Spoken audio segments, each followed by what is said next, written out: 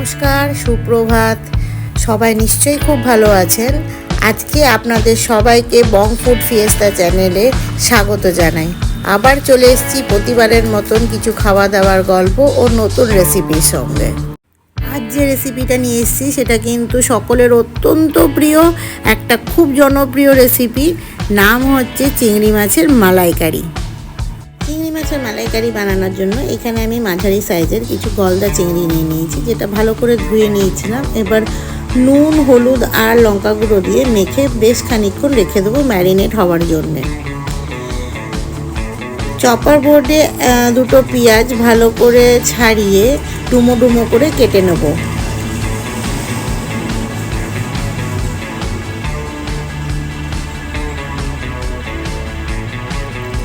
একটা মিক্সি জারে এই পেঁয়াজগুলোকে নিয়ে নেব।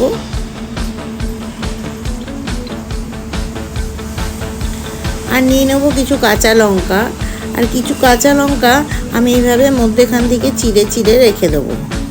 এবার একটা ফাইন পেস্ট তৈরি করে নেব পেঁয়াজ আর কাঁচা লঙ্কার। চলুন, এখানে কড়াই বসিয়ে দিয়েছি। কড়াই গরম হয়ে গেছে, এবার সর্ষের তেল দিয়ে দেবো। তেল গরম হওয়ার পরে চিংড়ি মাছগুলোকে আমি সব ছেড়ে দিলাম। এবার ভালো করে উল্টে পাল্টে একটু ভেজে নেব। খুব কড়া করে কিন্তু ভাজবেন না, তাহলে কিন্তু চিংড়ি মাছ পুরো রাবারের মতন হয়ে যাবে। চিংড়ি মাছের মালাইকারি বানানোর কিন্তু 2-3 রকম পদ্ধতি হয়। ভবিষ্যতে চেষ্টা করব বাকি পদ্ধতিগুলো আপনাদের সাথে শেয়ার করতে। এই দেখুন, আমার চিংড়ি মাছ ভাজা হয়ে গেছে। এরপর এগুলো আমি একটা বাটিতে তুলে নেব।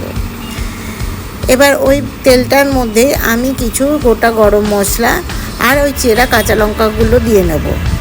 এরপরে যে পেস্টটা আমি বানিয়ে রেখেছিলাম পেঁয়াজ আর কাঁচা লঙ্কা, সেটা এখানে দিয়ে দিলাম। এখানে আমি আদা রসুনের কেনা পেস্ট ইউজ করেছি। আপনারা চাইলে ওই মশলাটার সাথে মানে পেঁয়াজটার সাথে আদা রসুন বেটে নিতে পারেন। এবার এখানে দিয়ে নেবো স্বাদ মতো নুন, দিয়ে দিলাম 2 চামচের মতন হলুদ গুঁড়ো, দিয়ে দিচ্ছি এখানে কাশ্মীরি লাল চিলি পাউডার, আর দিলাম আমি 2 চামচের মতন জিরে পাউডার। এবার দিয়ে দেবো 1 থেকে 1.5 চামচের মতন চিনি আর একটু গরম মশলা।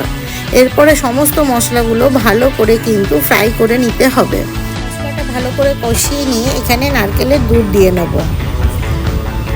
এই দেখুন, এরপরে আমি এখানে ভাজা চিংড়ি মাছগুলো দিয়ে বেশ খানিকক্ষণ কিন্তু সিম আঁচ করে ফুটতে দেবো।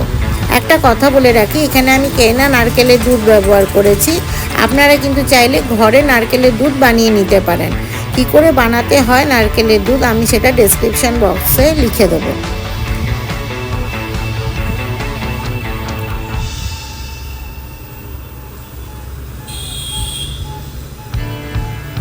বেশ খানিকক্ষণ কিন্তু চিংড়ি মাছগুলো নারকেলের দুধের মধ্যে মশলাটার সাথে ফুটবে। খুব পাতলা হওয়া চলবে না, আবার খুব গাঢ় হলেও চলবে না। এই দেখুন, আমার মোটামুটি হয়ে গেছে। খুব একটা কিন্তু গাঢ় হয়নি, আবার খুব পাতলাও হয়নি। আমার চিংড়ি মাছের মালাইকারি একদম রেডি।